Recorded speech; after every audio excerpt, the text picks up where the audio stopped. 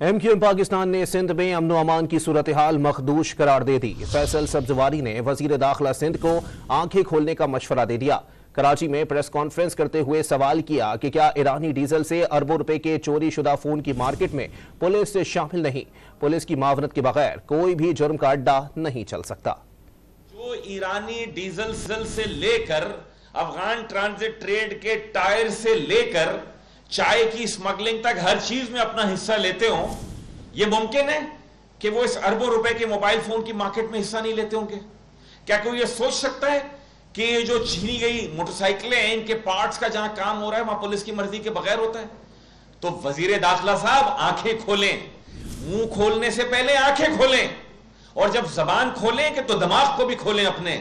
یہ کہنا کہ عام سے اسٹریٹ کرائم ہے، یہ عام سے اسٹریٹ کرائم کہنے والے کو شرم آنی چاہیے۔ آپ پر بھاری ذمہ داری ہے، اپنے آپ کو اس کا اہل بنائیں۔ اب آپ کسی سیاسی شخصیت کے کوارڈینیٹر نہیں ہیں، اب آپ صرف رکن صوبائی اسمبلی نہیں ہیں، پورے صوبے کے وزیر داخلہ ہیں۔ تو آپ سے مطالبہ، اور وزیر اعلیٰ سندھ سے میرا مطالبہ ہے جو اتنے عرصے صوبے کے وزیر داخلہ رہے ہیں، کہ لنجار صاحب کو تو نہیں پتا، مراد علی شاہ صاحب آپ کو تو پتا ہے یہاں پر کیا چیزیں کس طریقے سے ہو رہی ہیں۔